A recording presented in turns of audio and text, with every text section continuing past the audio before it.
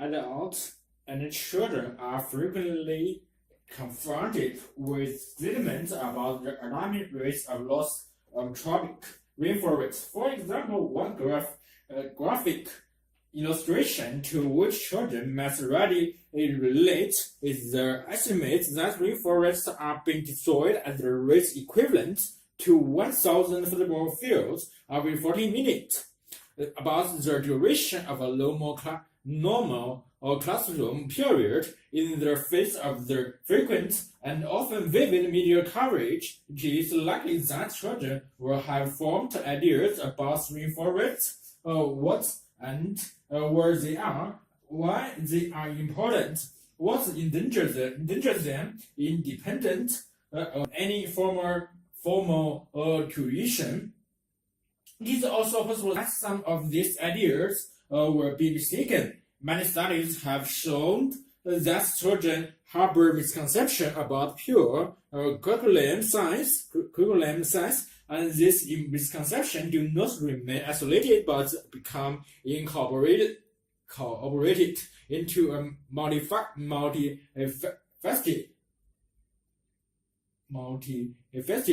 but organized conceptual framework, making its and the component ideas, some of which are erroneous, more robust, but also accessible to modification. These ideas may be developed by children absorbing ideas through the popular media. Sometimes this information may be erroneous. In some schools may not be providing an opportunity for children to express their ideas and so have them tested and refined by teachers and their peers. Despite the extensive coverage in the popular media of the destruction of rainforests, little formal information is available about children's ideas in this area. The aim of the present study is to start to provide such information to help teachers design their educational strategy to build upon correct ideas and to displace misconceptions and to plan programs in environmental studies in their schools. This study surveys children's scientific knowledge and attitudes to rainforests. Secondary school children were asked to complete a questionnaire containing 5 open-form questions. Their most frequent responses to the first question were description, which are self-evident from the term rainforest. Some children describe them as damp, wet, or hot. That second question concerned the geographical location of rainforests. The commonest responses were continents or countries. Africa given by 43% of children, South Africa 30%, Brazil 25%. Some children also give more general locations, such as being near equator.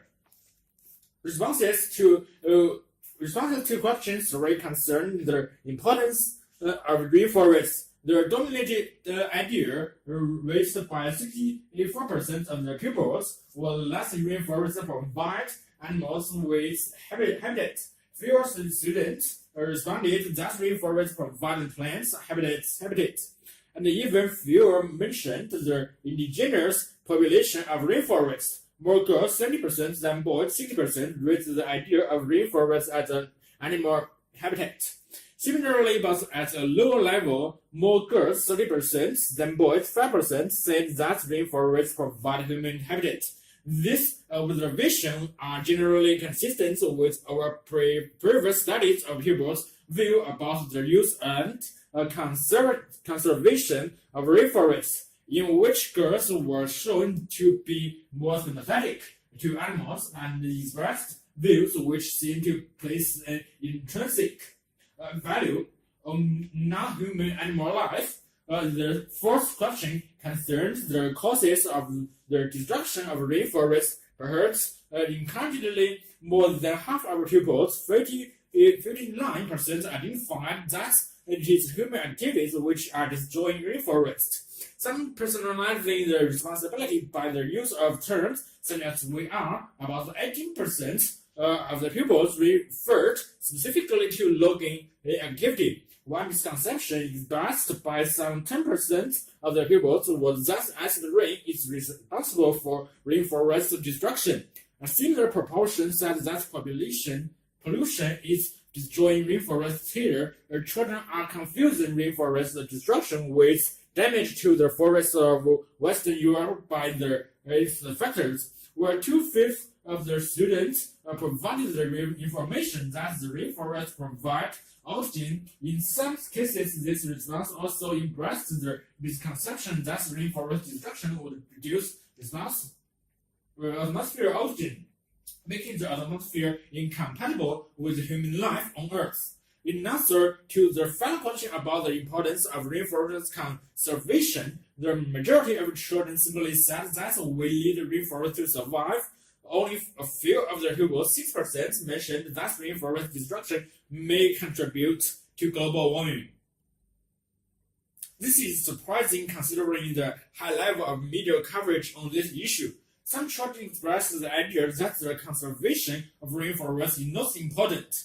The results of this study suggest that certain idea predominated in the thinking of children about rainforests. People's responses indicate some misconceptions in basic scientific knowledge of rainforests ecosystems, such as the idea about rainforests as habitats for animals, plants, and humans, and the relationship between climate change and the destruction of rainforests.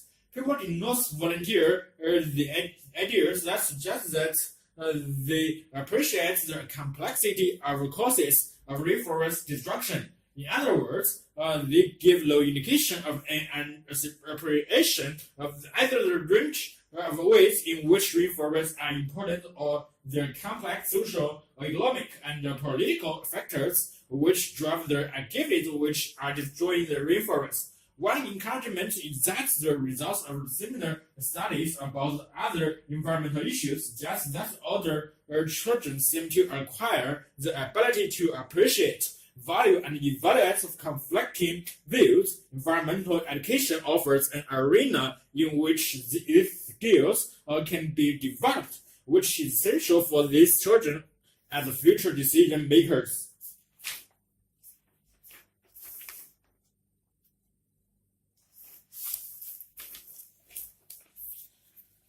Some of the senses that we and other terrestrial mammals take for granted are either reduced or absent in situations or fail to function well in water. For example, it appears from their brain structure that toothed species are unable to smell. Benevolent species, on the other hand, appear to have some related brain structures, but it is not known whether these are functional. It has been speculated that as the blue whales evolved and migrated to the top of their head, the neural pathway serving in sense of the smell may have been nearly all sacrificed. Similarly, although at least some cetaceans have tests, but the nerves serving this have degenerated or are rudimentary. And the sense of touch has sometimes been described as weak too, but this view is probably mistaken. And trainers of captive dolphins and small whales often remark on their animals' responsiveness to being touched or dropped. And both captive and free-ranging cetaceans, individuals of all species, particularly adults and kids, or members of the same subgroup, appear to make frequent contact. This contact may help to maintain order within the group, and the stroking or touching are part of the courtship ritual. In most species, the area around the blowhole is also particularly sensitive, and the captive animals often object strongly to being touched there. The sense of vision is developed to different degrees in different species. The species studied at the close quarters underwater, specifically a gray whale kept in captivity for a year, and a free-ranging rat whale and humpback handbag. Wheels studied and filmed of Argentina and Hawaii have obviously tracked objects with vision underwater, and they can apparently see moderately well both in water and in air. However, the position of their eyes so restricts their fields of vision in planes whales, thus they probably do not have stereoscopic vision. On the other hand, the position of the eyes in most dolphins are prosper or suggests that they have stereoscopic vision forward and downward. Eye position in freshwater dolphins, which often swim on their side or upside down while feeding, suggests that what vision they have is stereoscopic forward and upward. By comparison, the bottlenose dolphin has extremely keen vision in water, judging from the way it watches and tracks airborne flying fish. It can apparently see fairly well through the air-water interface as well, and also preliminary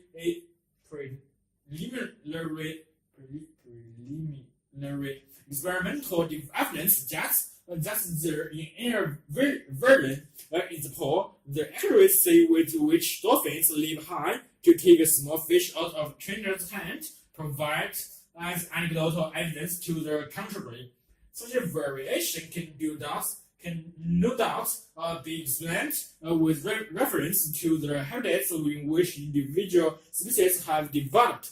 For example, vision is obviously more useful to species inhabiting clear open water than to those living in tropic rivers and flooded plains. The South American Bantu and Chinese Beiji, for instance, appear to have very limited vision, and the Indian Susi are blind. Their eyes reduced to slits that probably allows them to sense only the direction and the intensity of light. Also, their sense of taste and smell appear to have deteriorated, and their vision in water appear to be uncertain. Such weaknesses are more than compensated for by cetaceans or developed acoustic sense. Most species are highly vocal, although they vary in the range of sounds they produce and may forage for food using echolocation. Large blue whales primarily use their local frequencies and are often limited in their repertoire. Notable exceptions are their nearly song-like crosses of bowhead whales in summer and their complex hunting utterance of the humpback whales. Two species in general employ more of their frequency spectrum and produce a wide variety of sounds than plain species, though the sperm will apparently produce a monotonous series of high-energy clicks and little earths. Some of the more complicated sounds are clearly communicative, although what role they may play in the social life and the culture of their cetaceans have been more the subjects of wild speculations than of solid science. Visual symbol and the plant. From the number of the recent studies, it has become clear that blind people can appreciate the use of all lens and the perspectives to describe the arrangement of objects and other surfaces in space. Thus, pictures are more than literal representations. This fact was drawn to my attention dramatically when a blind woman in one of my investigations decided on her own initiative to draw a wheel as it was feeling. To show this motion, she traced a curve inside the circle, figure 1, and were taken back. Lines of motion such as the one she used are a very recent invention in the history of illustration. Indeed, as an art scholar, David closely looked William and Booth Butch, a trend-setting 19th century columnist, used virtually low motion lines in his popular figures until about 1877.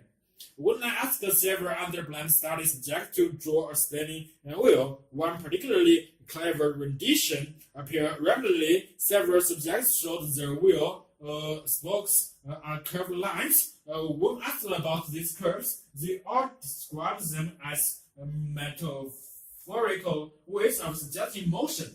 Majority rules would argue that this device somehow indicated motion very well, but was a better indicator than, say, broken or wavy lines in any other kind of line, for that matter. The answer was not clear, so I decided to test whether various lines of motion were apt ways of showing movement, or if they were merely idiosyncratic marks. Moreover, I wanted to discover whether, or if they were there are differences in how the blind and the sighted interpreted lines of motion. To search out these answers, I created with line drawings of 5 different wheels, depicting spokes with lines that's curved, bent, waved, dashed, and extended beyond the parameters of the wheel. I then asked 18 blind volunteers to fill the wheels and assign one of the following motions to each wheel: wobbling, spinning fast, spinning slowly, jerking, or braking. My control group consisted of 18 sighted undergraduates from the University of Toronto. All but one of the blind subjects assigned distinctively motions to each wheel. Both guesses must guess that the curved spokes indicated that the wheel was spinning steadily. The wavy spokes they thought suggested that the wheel was wobbling, and the bent spokes were taken as a sign that the wheel was jerking. The subject assumed that spokes extending beyond the wheels, the parameters signifying that the wheel had its brakes on, and that dashed spokes indicated the wheel was spinning quickly. In addition, the favored description for the sighted was the favored description for the blind in every instance. What is more, the consensus among the sighted was barely higher than that among the blind, because motion devices are unfamiliar to the blind. The task I gave them involved some problem solving. Evidently, however, the blind did not only figure out meanings for each line of motion, but as a group, they generally came up with the same meaning at least as frequently as did sighted subjects. We have found that the blind understand other kind of visual metaphors as well. One blind woman drew a picture of a child inside a heart.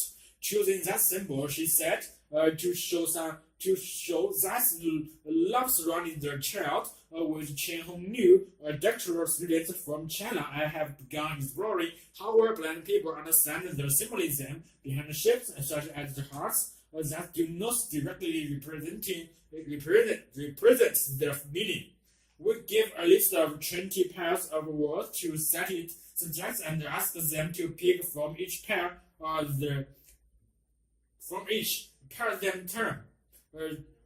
each pair the term that's best related to a circle, and the term that's best related to a square.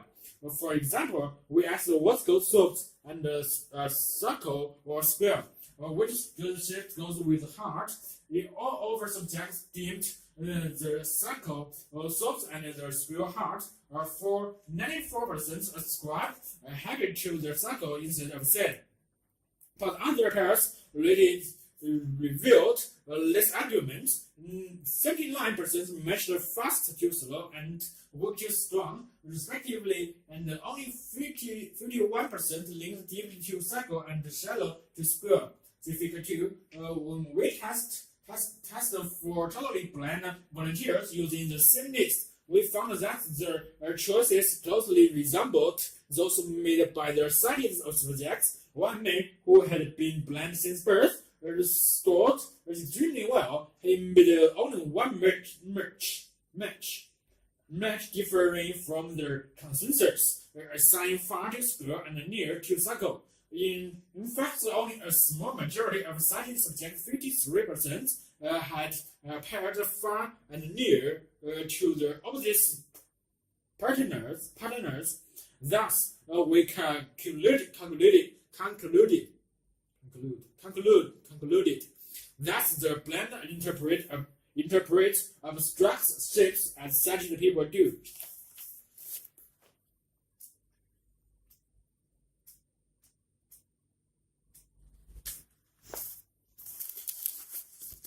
Lost for words.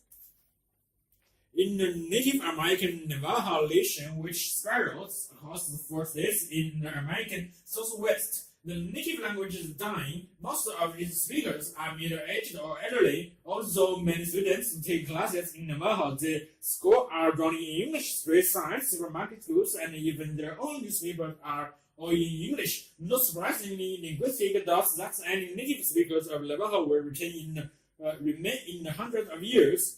100-year time, Navajo is far more along half of the world. 6,800 languages are likely to vanish within 2 generations. That's one language lost every 10 days. Never before has the planet's linguistic diversity shrunk at such a pace. At the moment, we are heading in for about 3 or 4 languages dominating the world. This is Mark Pager, an evolutionary biologist at the University of Reading. It is mass extinction, and whether we will ever rebound from the loss is difficult to know. Isolation breeds linguistic diversity, and the results, the world is prepared with languages spoken by only a few people. Only 250 languages have more than a million speakers, and at least 3,000 have fewer than 2,500. It is not necessarily these small languages that are about to disappear. Navajo is considered endangered despite having 150,000 speakers. What makes a language endangered? Not just the number of the speakers, but how old they are. If it is spoken by children, it is relatively safe. The critically endangered languages are those that are only spoken by the elderly.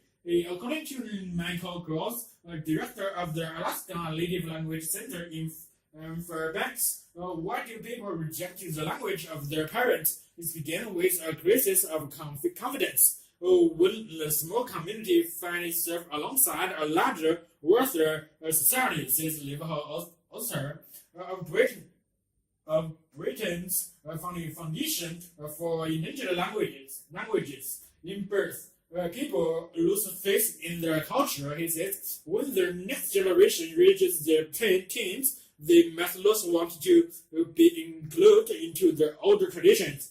Their change is not always voluntary. Quite often, governments try to kill off a military language by banning its use in public or discouraging its use in schools, or they promote national unity. The former U.S. policy of running Indian reservation schools in English, for example, effectively puts languages such as Navajo on the danger list. But Kiko Morvan, who chairs the linguistic departments at the University of Chicago, argued that the deadliest weapon is not government's policy but economic globalization. Native Americans have lost the pride in their language, but they have had to adapt to social economic pressure. It says they cannot refuse to speak English if most commercial activities in English. But a language worth saving, at the very least, there is a lot of data for the study of languages and their evolution, which relies on comparison between languages, both living and dead. when the unwritten and unrecorded language disappeared, it is not further science. Language is also intimately bound up with culture, so it may be difficult to preserve one without the other. If a person shifts from Navajo to English, they lose something. Moreover, the loss of diversity may also deprive us of different ways of looking at the world. Says John, there is a mounting evidence that learning a language produces psychological changes in the brain. Your brain and mind are different from the brain of someone who speaks French, for instance, and this affects our thoughts and perceptions. The patterns and the connections we make among various concepts may be structured by the linguistic habit of our community. So despite linguistic best efforts, many languages were disappeared over the next century, but over growing interest in cultural identity may prevent their death. There's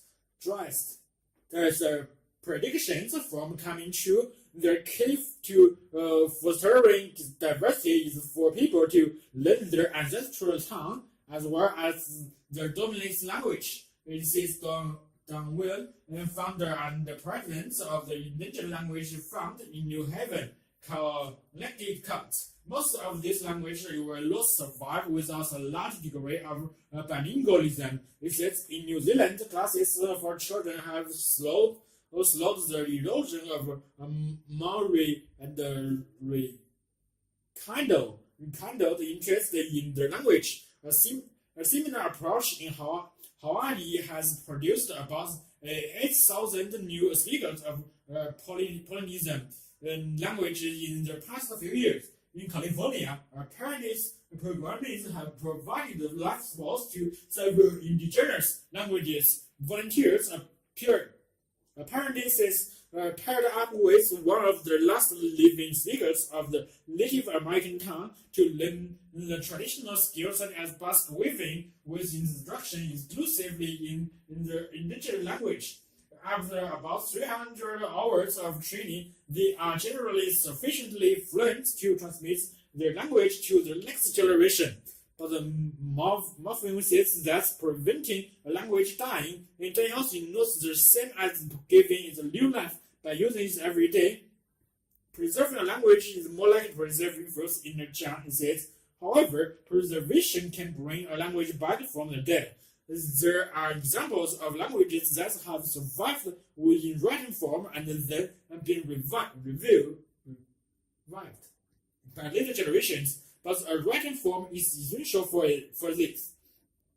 So the mere possibility of revival has led many speakers of endangered languages to develop systems of writing were like this before.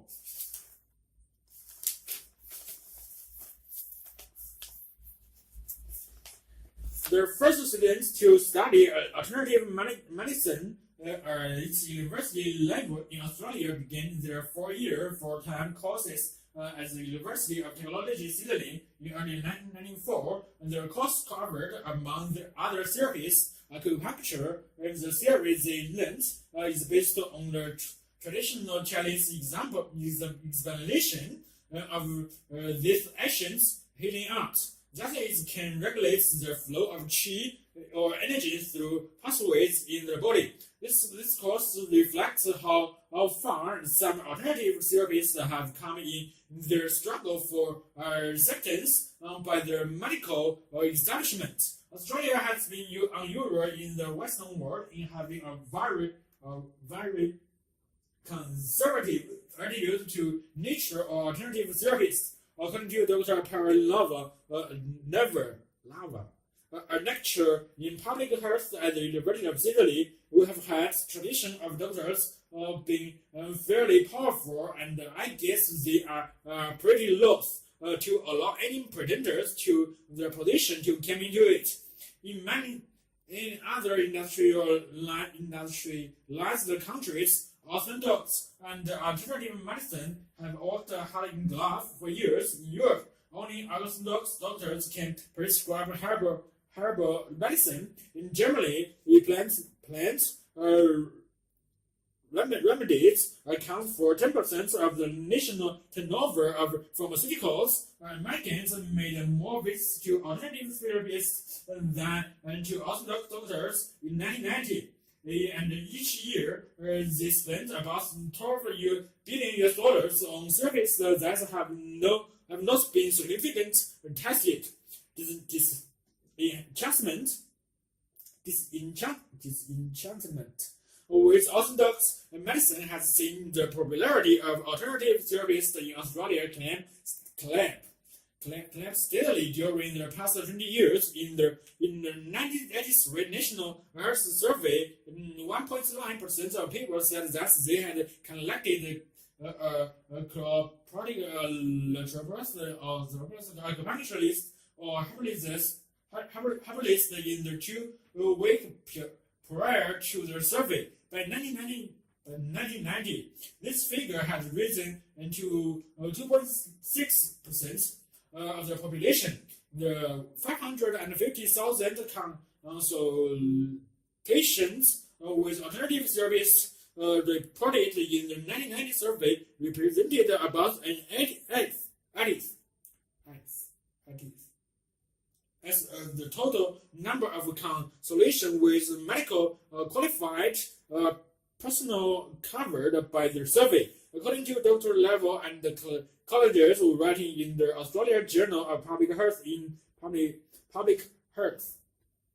in 1993, a better educated and less accepting in public has become disillusioned with the experts in general and increasingly skeptical about science and empirically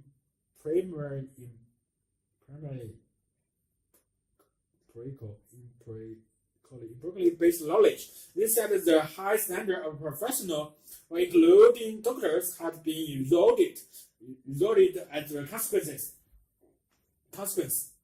Rather than resisting or criticizing the trend, increasing number of Australian doctors, particularly younger ones, are forming group practice with alternative therapies or taking courses themselves, particularly in acupuncture and herbalism. Part of the incentive was financial. Dr. Level said the bottom line is that most general practitioners are business people. If they see potential clientele going elsewhere, they must want to be able to offer a similar service. In 1993, Dr. Neville and his colleagues published a survey of 289 elderly people who attended as alternative service practices. In Italy, this practice offered a wide range of alternative services from 25 therapists. This survived had experienced chronic illnesses for which orthodox medicine had been able to provide little relief. They commented that they linked the holistic approach of the alternative therapists and the friendly concern and detailed attention they had received. The cold, impersonal manner of orthodox doctors featured in the survey, increasing from the clinics. Coupled with this and a number of other relevant surveys carried out in Australia, all pointing to the orthodox doctors' inadequacies have led mainstream doctors themselves to begin to admit they could learn from the personal style of alternative therapists. Dr. Patrick Starr, president of the Royal College of General Practitioners, concurs that the orthodox doctors could learn a lot about space besides manner and advising patients on preventative health from alternative therapists. According to the Australian Journal of Public Health, 80% of patients with the alternative service do so because they suffer from musculoskeletal complaints. 12% suffer from digestive problem, which is only 1% more than those suffering from emotional problems. Those suffering from respiratory complaints represents 10% of their patients, and Candida surface represents an equal percentage. Headache suffers, and those complain of general ill health represents 6% and 5% of patients respectively. And a further 4% see service for general health maintenance. The survey suggests that complementary medicine is probably a better term than alternative medicine. Alternative medicine appears to be an adjunct sought in times of disenchantment when conventional medicine seems not to offer the answer.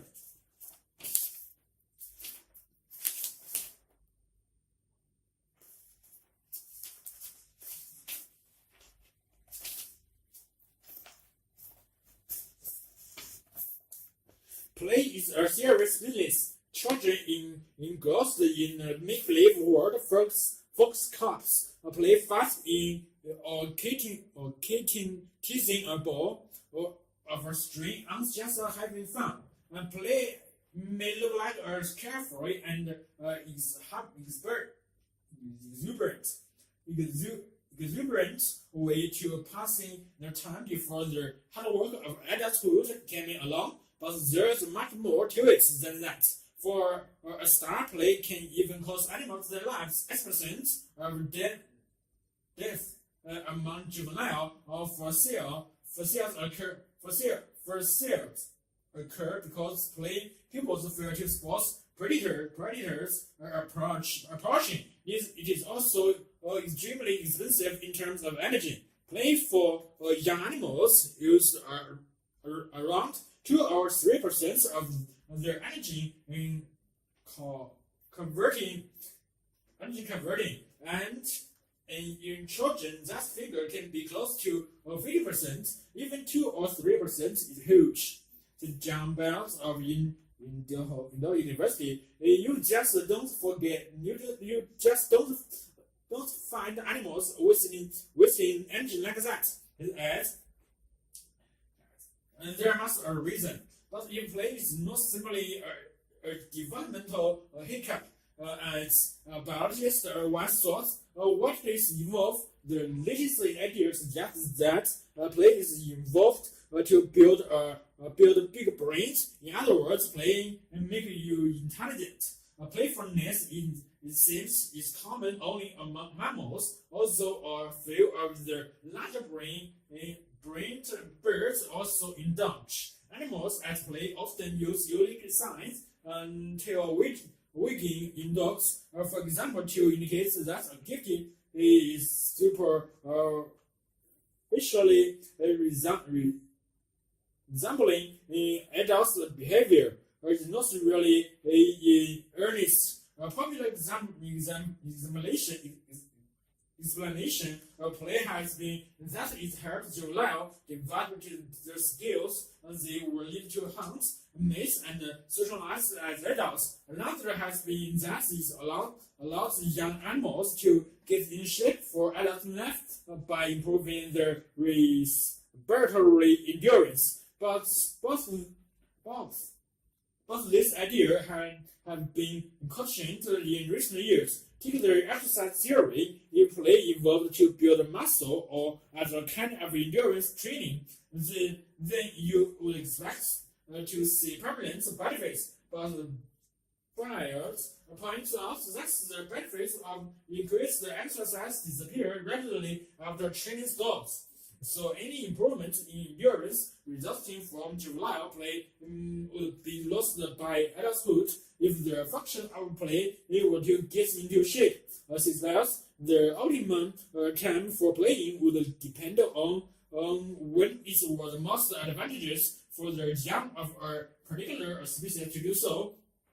But it doesn't work like that, because species tend to peak about halfway through the sunken stage and then decline. And then there's the skill training hypothesis. At first glance, playing animals do appear to be practices in the complex maneuver they were needed in adulthood, but a closer inspection reveals this interpretation as too simplistic. In one study by behavior ecologist Tim Cargo from the University of California looked at the predatory play of kitchen and the predatory behavior when they reached adulthood. He found that the way the cats played had no significant effects on their hunting in prowess in nature life. Earlier this year, several pairs of University of Canada reported that there is a strong positive link between brain size and playfulness among mammals in general. A comparison measurement for 15 orders of mammal and his team found larger brain for a given body size are linked to greater playfulness. The converse was also found to be true. Laboratory brains of Durham University believes that's because larger brains are more sensitive to developmental stimuli than smaller brains. They require more play to have mold them for adulthood. I concluded it is to do with learning and with the importance of environmental data to their brain during development, he said. According to Bios, the timing of the playful stage in young animals provides an important clue to what's going on. If you plot the amount of time a juvenile devotes to play each day over the course of its development, you discover a pattern typically associated with a sensitive period of brief development window during which the brain can actually be modified in ways that are not possible earlier or later in life. Think of the relative ease with which young children, but not infants or adults, absorb language. Other researchers have found that play in cats, rats, and mice is at its most intense just as this window of opportunity reaches its peak. People have not paid enough attention to the amount of their brain activated by play. This is Michael Barker from Colorado University in Bangkok studied Colorado pupils at play and found that the kind of behavior involved was markedly more valuable and unpredictable than that of adults. Such a behavior may different parts of the brain. He reasons Beckhoff links this to behavior characteristic with animals as the play jumping rapidly between activities. They use behavior from a lot of different contexts. Prediction, aggregation, reproduction. It says the environment brain is getting all sorts of stimulation. Not only is more of the brain involved in play than was suspected, but it is also seen to activate higher cognitive processes.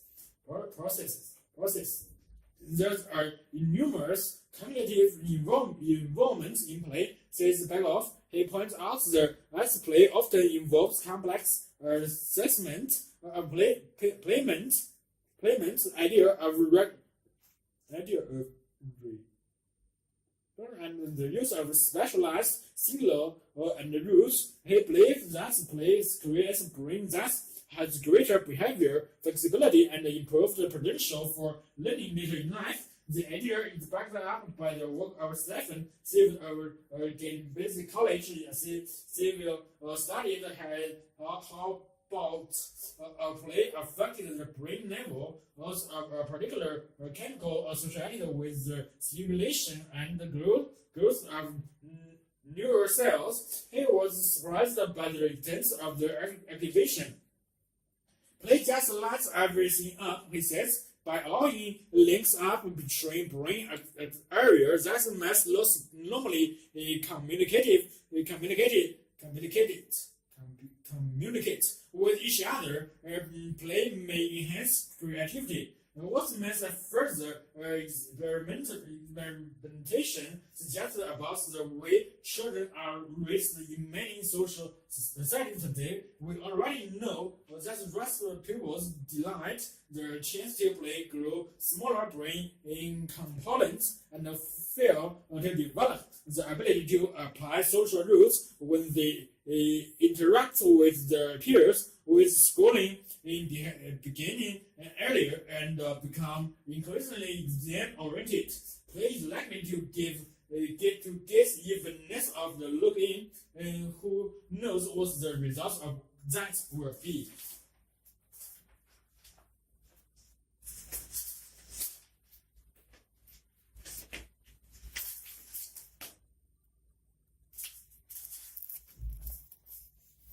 I'm from a large poor family, and for many years we have done without breakfast.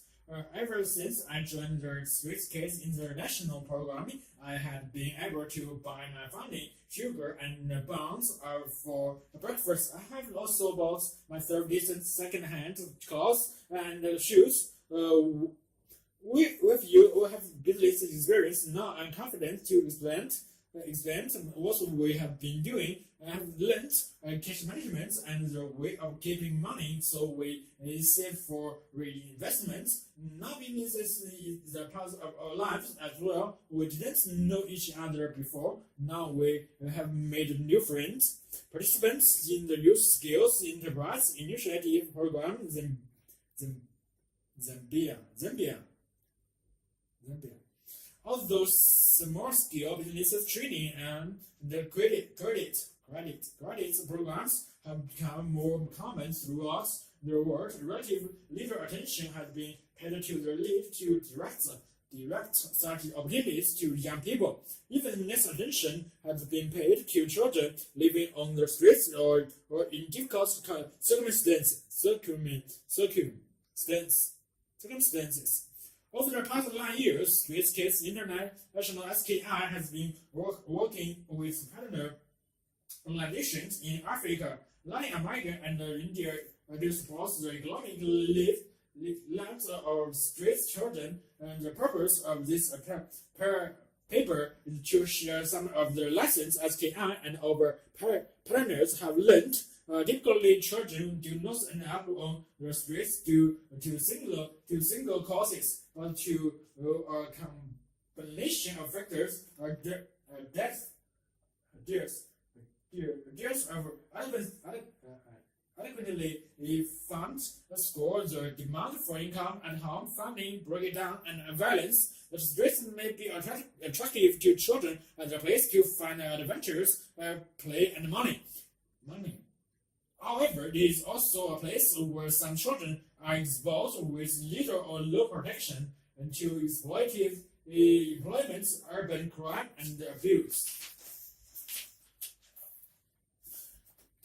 Children who work on the streets are generally involved in unskilled, labor-intensive tasks which require long hours, such as shining shoes, carrying goods, gradually or with washing cars, and informal trading. And some may also earn income through begging or through thefts and other illegal activities. At the same time, there are street children who take pride in supporting themselves and their families, and who often enjoy their work. Many children may choose entrepreneurship because it allows them a degree of independence and is less exploitative. than many forms of their paid employment, and it's flexible enough to allow them and participate in other activities such as education and domestic tasks. SKI has worked with partner organizations in Latin America, Africa, and India to develop innovative opportunities for these children to earn income. The SKI bicycle career service first started in the southern, and participants in the enterprise were supplied with bicycles which they used to deliver the messages, and which they were required to pay for gradually from their wages. A smaller program were taken up in Bangalore, India. Another successful project, the Shining Collective, was a partnership program with the YWCA in the Dominican Republic. In these projects, participants were lent money to the purchase through shine boxes. They were also given a safe place to store their equipment and the facilities for individual saving plan. That's the Youth Skill Enterprise Initiative in Zambia. It's a joint program with the Red Cross Society and the YWCA Street Youth, and supported to start their own small business through business training, life skills training, and access to credit. The following essence have emerged from the programs that SKI and partner organizations have created. Being an entrepreneur is not for everyone, and not for every street kid, child. Ideally, potential participants will have been involved in the organization's programs for at least 6 months, and the trust and relationship building will have already been established. The involvement of the participants have been essential to the development of relevant programs. When children have had a major role in determining procedures, they are more likely to abide by and enforce them. It is critical for all loans to be linked to training programs that include the development of basic business and enough skills. There are tremendous advantages to involving parents or guardians in the program where such relationships exist. Home visit allows staff the opportunity to know where the participants live and to understand more about each individual situation. And second loans are provided initially for purchasing fixed sites such as bicycle, shoe shine kits, and basic building materials for the market store.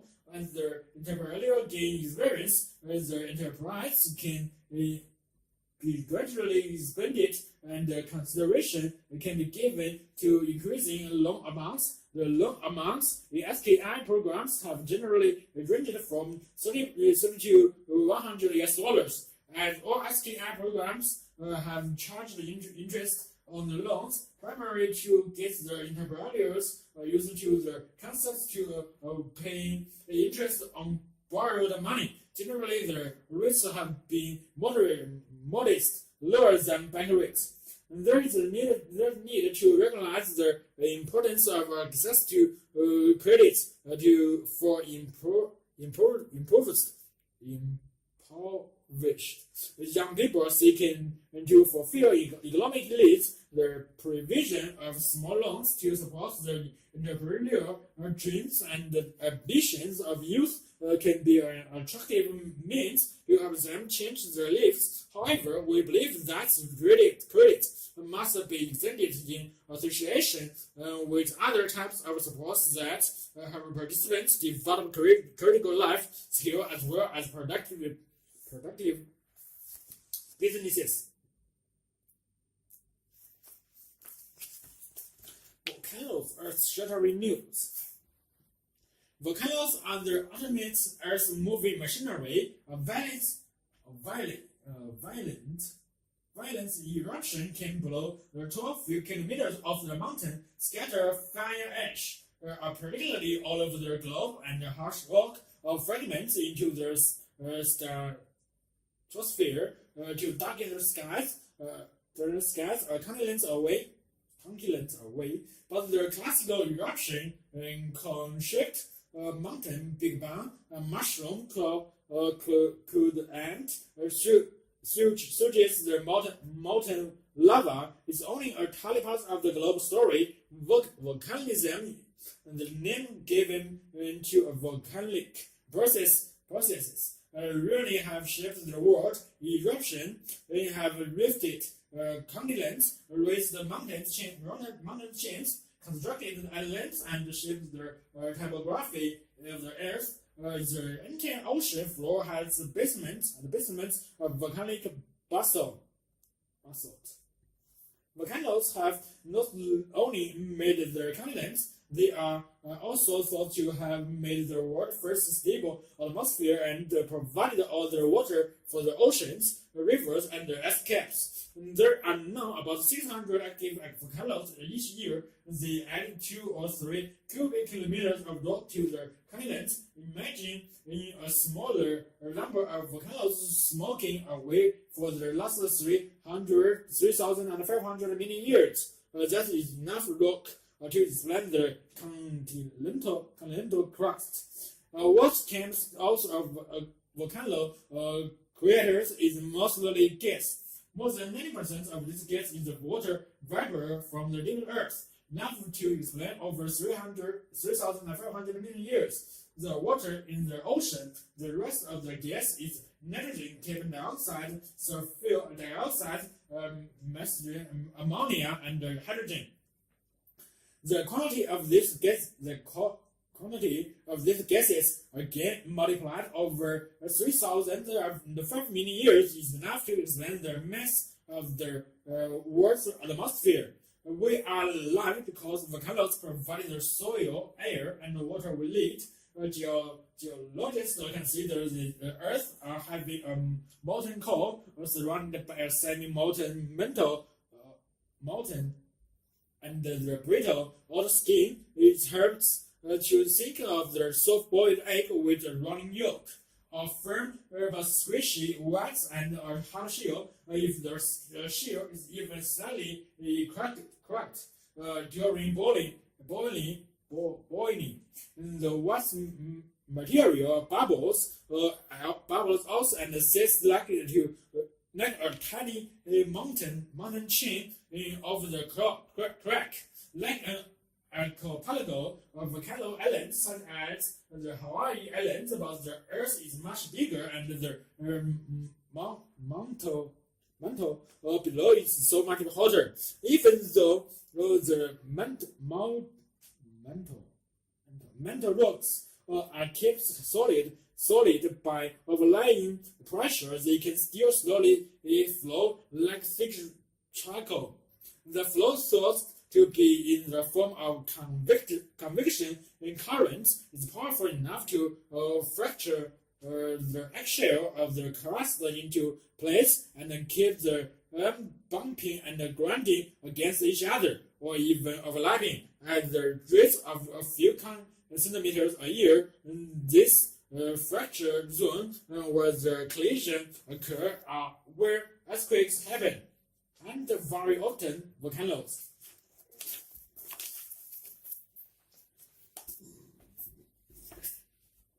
These zones are lines of weaknesses or hotspots. Even eruption is different, but suppose as it simulates where there are weaknesses, rock dips in the mountain headed to 1,350 degrees. It will start to expand and rise. And they do so, the pressure drops and they expand and become liquid and rise more swiftly. Sometimes it is slow, vast bubbles of magma, molten rock from the mantle an inch towards the surface, cooling slowly to show through as gradual exhaustion as on the sky, or the grids were silly, the lava deck squeeze out like two space. That's carries a part of a hardened wall in Northern Ireland, sometimes as in Northern Ireland, Wales, and the Ontario in South Africa. The magma rose faster and then flowed out horizontally onto the surface in vast thick sheets. In the Deccan Plateau in Western India, there are more than 2 million cubic kilometers of lava, some of which 2,400 and 400 meters thick, formed over 500,000 years of starting eruption. Sometimes the magma moves very swiftly. Indeed, it does not have time to cool as it surges upwards. The gases trapped inside the boiling rock expand. Suddenly, the lava glows with heat. It begins to force and it explodes with tremendous force. And then the slightly cooler lava following it began to flow over the lip of the crater. It happens on Mars, it happens on Moon, it even happens on some of the moons of Jupiter and Uranus. By studying the evidence, volcanists can read the force of the greatest blast of the past is the permanent last and full of holes. The explosion was tremendous and the rocks heavy with huge crystalline basalt shapes like the great giant causeway in Northern Ireland. It was slow, gentle eruption. The biggest eruption and deep on the Middle Ocean floor, where new lava is forcing the continents apart and widening the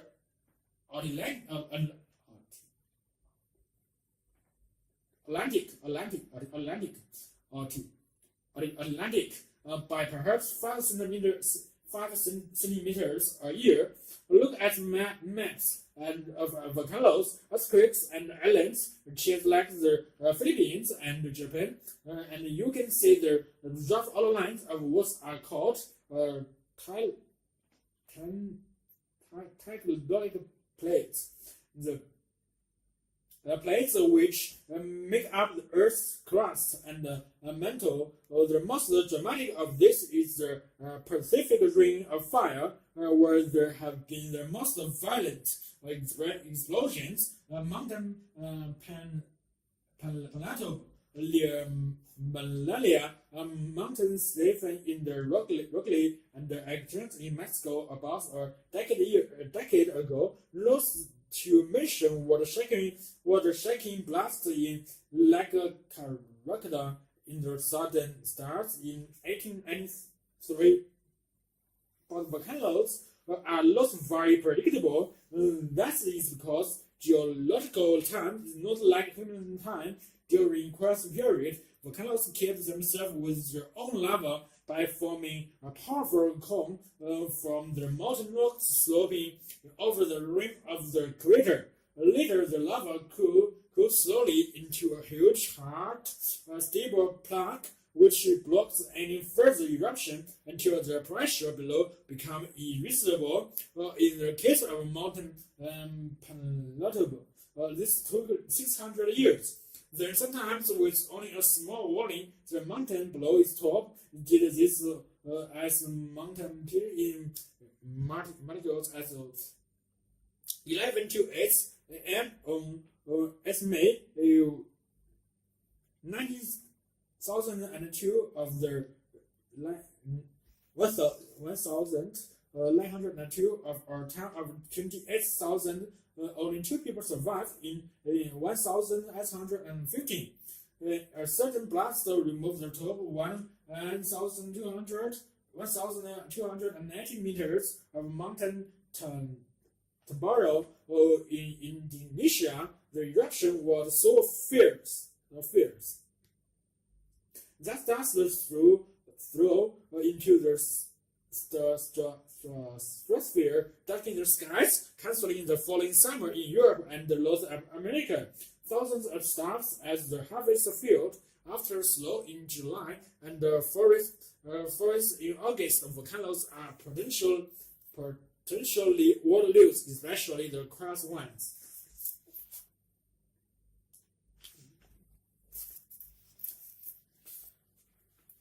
Obtaining linguistic data. Many procedures are available for obtaining data about a language. They range from a careful planned, intensive field investigation in a foreign country to casual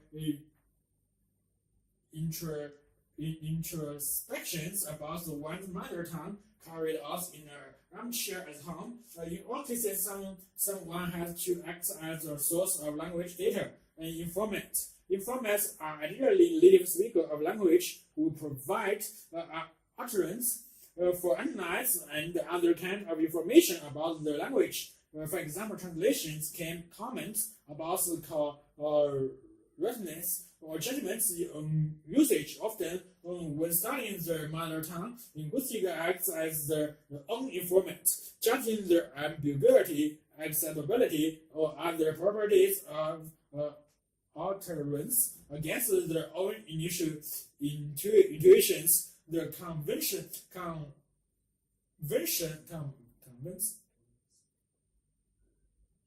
convenience of this approach makes it widely used and it is considered the normal in a generative approach to linguistics. But linguistic personal judgments are often uncertain or disagree with the judgments of other linguists, at which point resource is needed to more objective method of inquiry using non-linguistic as informant. The latter procedure is avoided when working on foreign languages or child speech. Many factors must be considered when selecting informants. Whether one is working with single speaker or a common set situation with when language have not been described before, two people interacting, small group or large-scale samples, age, sex, social background, and other aspects of the identity are important, and these factors are alone to influence the kind of language used. The topic of conventional and other characteristics of the social setting, for example, the level of formality, are also highly relevant, as are the personal qualities of the informant. For example, the fluency and the consistency. For large students, school plus attention has been paid to the sampling theory employed, and in all cases, decisions have to be made about the best investigative techniques to use. Today, researchers often type the records informant. This enables the linguistics claims about the language to be checked and provides a way of making those claims more accurate. Difficult pieces of speech can be listened to rapidly, but obtaining naturalistic. Good quality data is never easy. People talk abnormally when they knew they are being recorded, and sound quality can be poor. A variety of tape recording procedures have thus been devised to minimize the observer's paradox. How to observe the way people behave when they are not being observed. Some recordings are made without the speakers being aware of the facts. Procedures has to obtain very later data. The ethical objections must be anticipated. Alternatively, attempts can be made to make the speaker forget about the recording. such as keeping the tape recorder out of sight or using radio microphones. A useful technique is to introduce a topic that quickly involves the speaker and simulate the later language style. Example of the order is about how times have changed in the locality. An audio type recording does not solve all the linguistic problems. However, speech is often unclear and ambiguous where possible. Therefore, the recording has to be supplemented by the observer's written comments on the non-verbal behavior of the participants and about the context in general. Facial expression, for example, can dramatically alter the meaning of what is said. Video recording avoids this problem to a larger extent, but even they have limitations. The camera cannot be everywhere, and the transcription also always benefits from any additional commentary provided by the observer. Linguistics also make great use of structural sessions in which the systematically ask the information for utterances and thus describe certain actions, objects, or behavior with bilingual information, also use of an interpreter. It is possible to use translation techniques. How do you see people in your language? A large number of points can be covered in a short time using interview worksheets and questionnaires. Often the researcher wishes to obtain information about just a single variable, in which case a strictly set of questions may be used. A particular feature of pronunciation, for example, can be elicited by asking the informant to say a restricted set of words. There are also several direct methods of elicitation, such as asking informant to fill in the blanks in a substitution frame. For example, I see a car, or fitting in the wrong stimulus. For correction, it is possible to see a location. A representative sample of language can compiled for the purpose of linguistic analysis is known as the corpus. A corpus enables the linguistic to make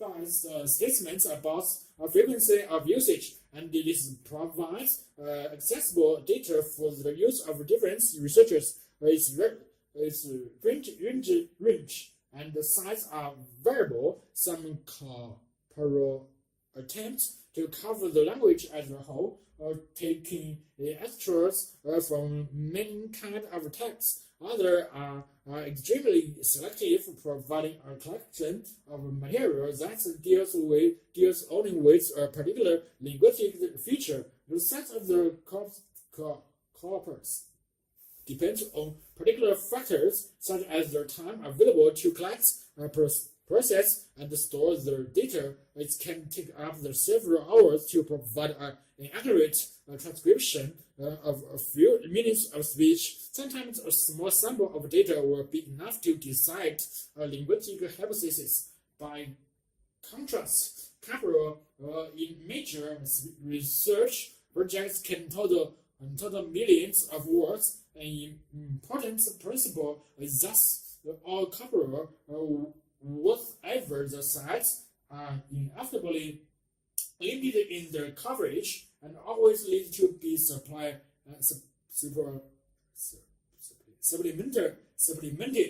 by data derived from the intuitions of native speaker of language through either introspection or experimentation.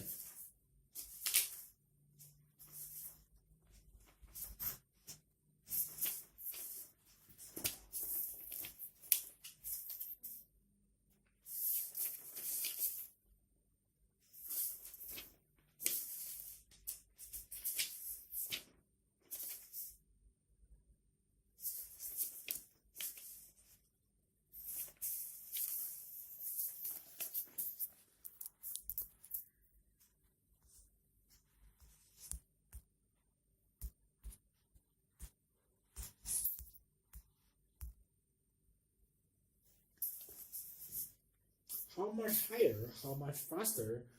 Since the earlier years of the 20th century, when the International Athletic Federation began keeping records, there has been a steady improvement in how fast the athletes run, how high they jump, and how far they are able to hurl massive objects themselves include through space. For the so-called power event, that required a relatively brief, explosive release of energy, like the 100-meter sprints and the long jump, times and distance have improved 10 to 20%. In the endurance events, the results have been more dramatic. At the 1908 Olympics, June Hare of the US teams ran a marathon in a time of 2 hours 55 minutes 18 seconds in 1999. Magnus Keller sets a new world record of 2 hours 5 minutes 42 seconds, almost 30% faster. No one theory can explain improvements in performance, but the most important factor has been genetics. And the athlete must choose his parents carefully, says just depend sports scientists at the India University, invoking an advantage. Over the past century, the composition of the human gene pool has not changed apparently principally, but the increased global participation in athletics and the greater reward to attempts at athletes. It is more likely that individual processing in the unique complement of genes for athletic performance can be identified earlier. Was there someone like Michael Johnson in the 1920s? Depends on I'm sure that there was, but his talents were probably never released. Identifying genetically talented individuals is only their first step. Michael uses an professor of sports science at the California State University as a Fulton maintains that genetics only determines about 1/3 of what an athlete can do, but with the right training, then we can go much further with that 1/3 than we have been going.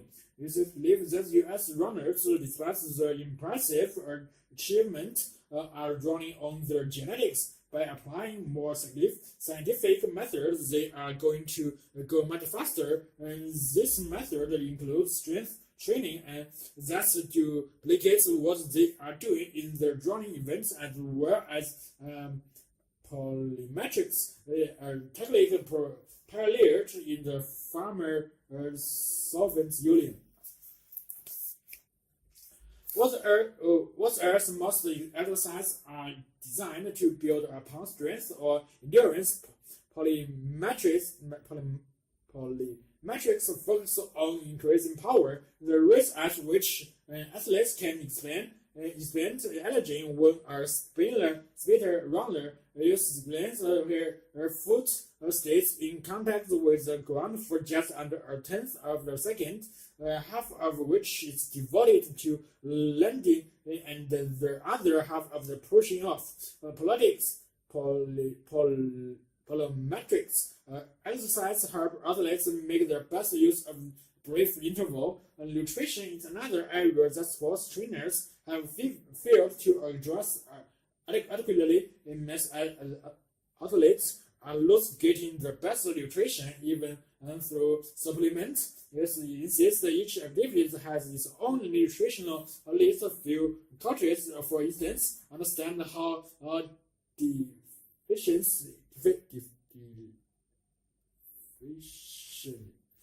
interest manual can lead to injury. Focused training will also play a role in enabling records to be broken. If we applied the Russia training model to some of the outstanding runners we have in this country, with assets, they would be breaking records left and right. He were lost predicts by how much. However, exactly what the limits are is had hard to say, but there will be increases even if only by hundredths of a second, as long as overtraining and continue to improve. One of the most important new methodology is biomechanic. The study of the body is in motion. Biomechanic film athletes in actions and their digitize her performance recording the motion of every joint of leg in the dimensions. By applying Newton's law to these motions, we can see that the athlete's run is not fast enough. That this one is not using his arms strongly enough during takeoff. Sets depend on who use this method to help high jumpers to date. However, biomechanics has made only a small difference to athletes' performance. Revolutionary ideas still came from the athletes themselves. For example, during the 1968 Olympics in Mexico City, a relatively unknown high jumper named Dick Fosbury won the gold by going over the bar backwards in complete contradiction. After others received high jumpers wisdom or moves instantly double the Fosbury floop. Fosbury himself did not know what he was doing. That understanding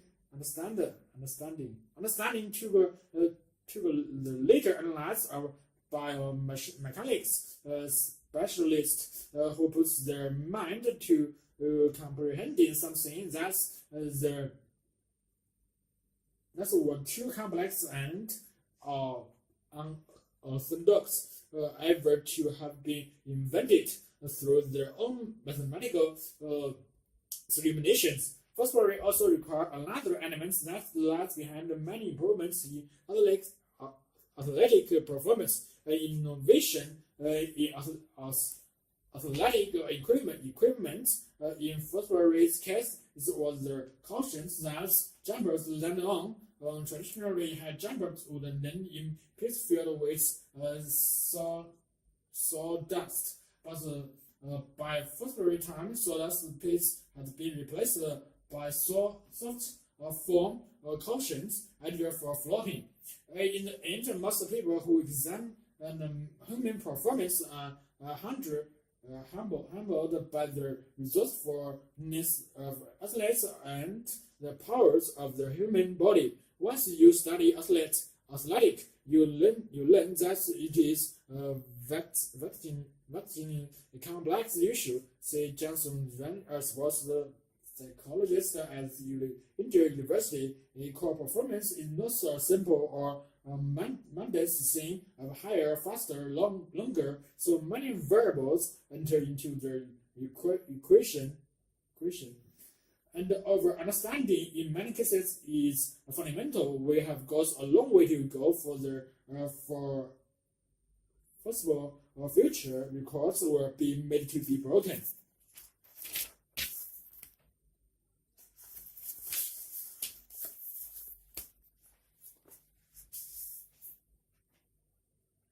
Archaeology is partly the discovery of the treasure of the past, partly the careful work of the scientific analysts, partly the exercise of the creative imagination. It's totally in the sun of the exhibition of the Middle East. It is working with living Inuits in the slope of Alaska, and it is investigating the sea wall of Roman Britain, but it's also the Pacific task of interpretation. So that's how we came to understand what this thing means for the human story, and it is the conservation of the world's cultural heritage against the looting and the tyrannous harm. Archaeology then is both the physical activities also in the field and the intellectual pursuit in the study of laboratory. This is part of the great attraction, and the rich mixture of danger and detective work has also made it perfect vehicle for the fiction writers and filmmakers. From Olympic critics with murder of Stephen Smith with Indiana Jones. However, far from reality, such importance are they capture the essential truth that archaeology is an exciting quest. The quest for knowledge about ourselves and our past. But how does archaeology relate to this disciplines? It is disciplines such as anthropology and history that are also concerned with the human story. Is archaeology itself a science, and what are the responsibility of the archaeologists in today's world? Anthropology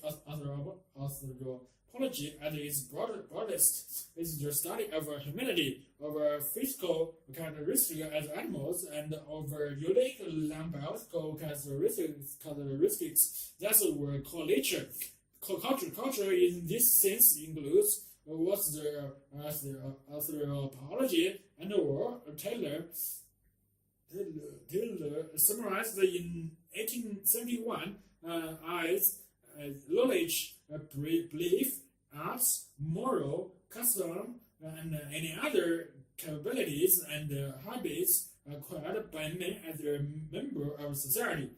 Anthropologists also use the term culture in a more restricted sense when they refer to the culture of the particular society, means of non-biological characteristics unique to the society, which distinguishes from other scientists.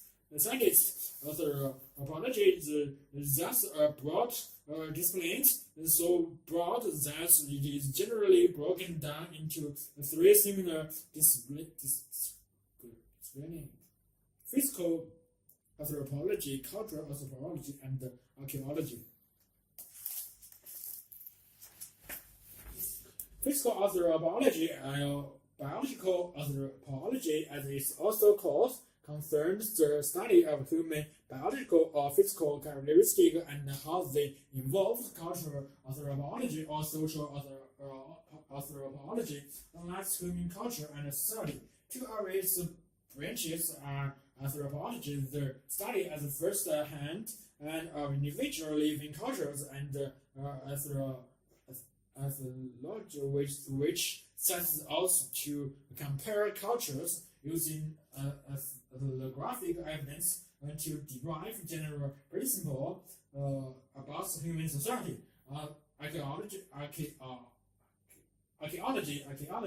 is the past tense of cultural anthropology, whereas cultural anthropology will often base their conclusions on the experience of living within contemporary communities. Archaeologists study past science. Scientists primarily through the material remains, the buildings, tools, and other artifacts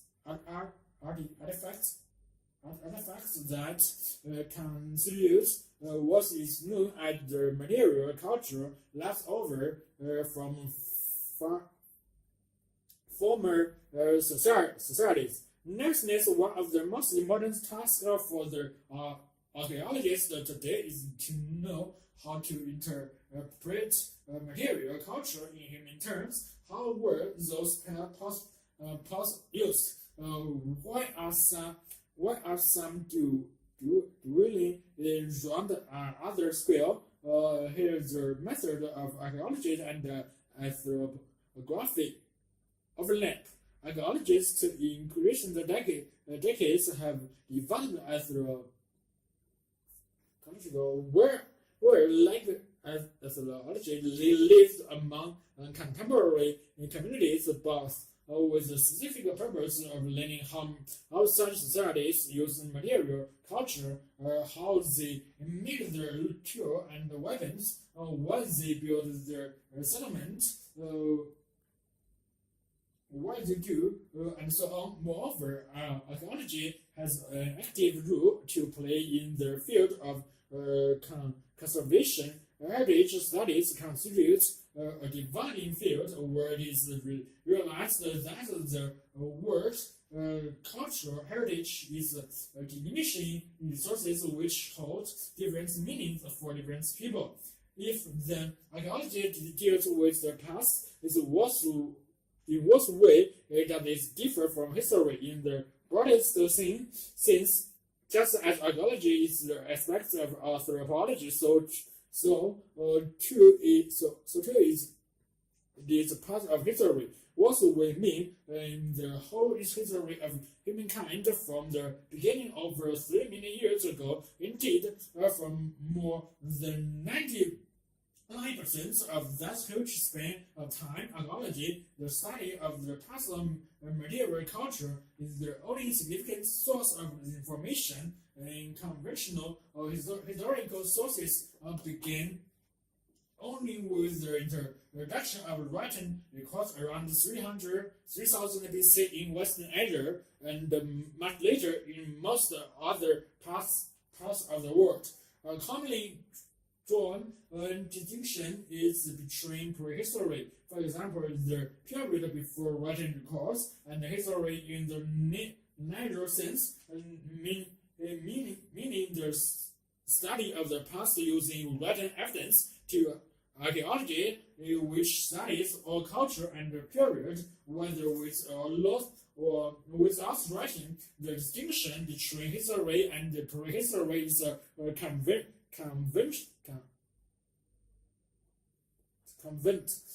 divided line that recognizes the importance of the written word, but in no way lessening the importance of the useful information contained in oral history. Since the aim of the archaeologists is the understanding of humankind, it is humanistic study, and since it deals with the human past, this historical discipline but is different from the study of written history in a fundamental way. The materials the archaeologists find that those tell us directly what to think. Historical records make statements, offer opinions, and pass judgments. The objects the archaeologists discover, on the other hand, tell us nothing directly in themselves. In this respect, the practice of the archaeologist is rather like that of the scientists who collect data, conduct experiments, formulate and hypotheses, test the hypothesis against more data, and then, in conclusion, devise a model that seems best to summarize the pattern observed in data. The archaeologists have to develop a picture of the past, just as the societies has to develop a coherent view of the natural world.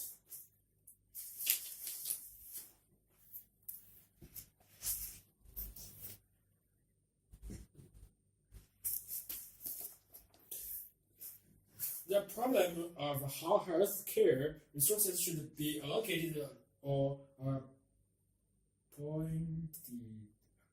appointed, so that they are distributed in both the most just and the most efficient way, is not a new one. In every health system in the economic developed society is faced with the need to decide either formally or informally what proportion of their community's total resources should be spent on health care, how resources are to be appointed, what diseases and disabilities and which forms of treatments are to be given priority, which members of the community are to be given special consideration in respect of their health needs, and which forms of treatments are the most cost-effective.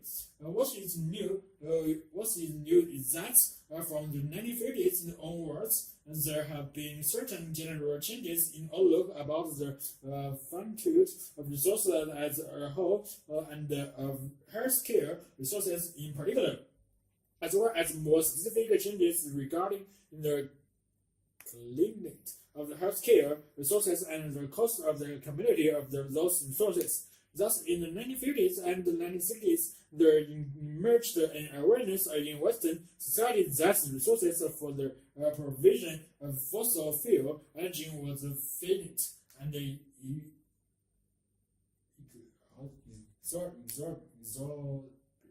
and that's the capacity of nature or the environment of the sustain economic development and the population was also finite. In other words, we become aware of the obvious fact that there were limits to growth, the new consciousness that there were also severe limits to healthcare resources were part of this general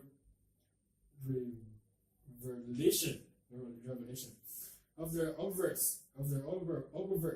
Looking back, it now seems quite incredible that this national health system that emerged in many countries in the years immediately after the 1939 into 45 World War, it was assumed without question that the basic health needs of any community would be satisfied, at least in principle. The invisible hand of economic growth progress would provide. However, at exactly the same time as this new realization of the finite character of the healthcare resources was sinking in, an awareness of contrary kind were developing in Western society that people have basic rights to health care as a necessary condition of proper human life, like education, political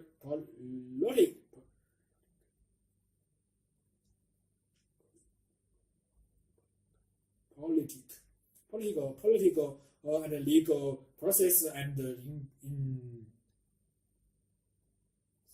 institutions, public order, communication, transports, and money supply. Healthcare came to be seen as one of the fundamental social facilities necessary for people to exercise their other rights as autonomous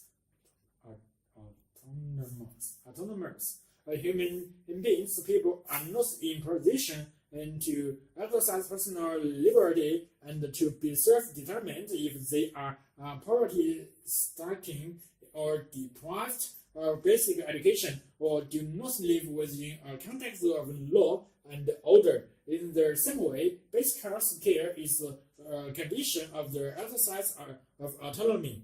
Although the language of rights sometimes leads to confusion, by the late 1930s, it was recognized in most societies as people have a right to health care, though there has been considerable resistance in the United States to the idea that there is a formal right to health care. It also accepts that this rights generated an obligation or duty for the states to ensure that adequate health care resources are provided out of their public purse. And the states have no obligation to provide a healthcare system is served, but to ensure that such a system is provided. Put another way, basic healthcare is now recognized as a public good rather than a private good. That one is expected to buy for oneself, as the 1976 Declaration of the World Health Organization put it.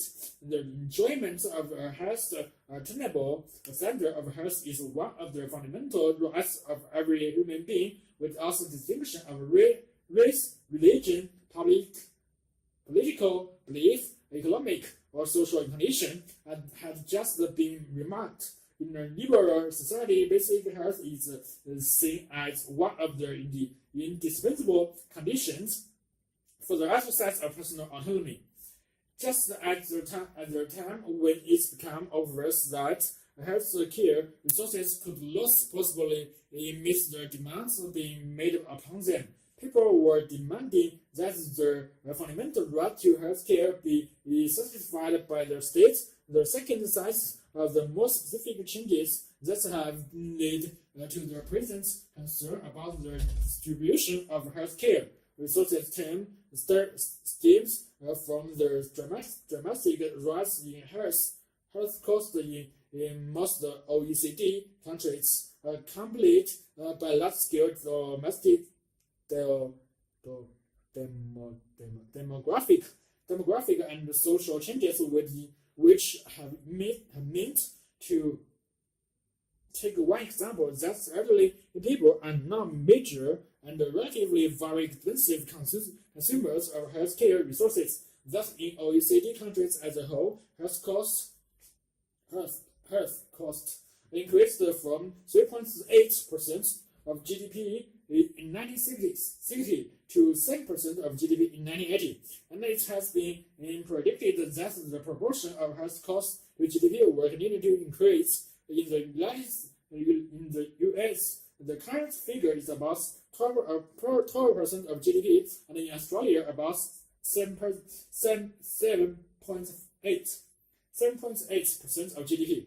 As a consequence, during the 1980s, a kind of doomsday scenario analogous to similar doomsday extrapolations about energy needs and fossil fuel, or about population increases, was projected by health administration, economists, and politicians. In this scenario, ever-rising health costs were matched against the static or declining resources.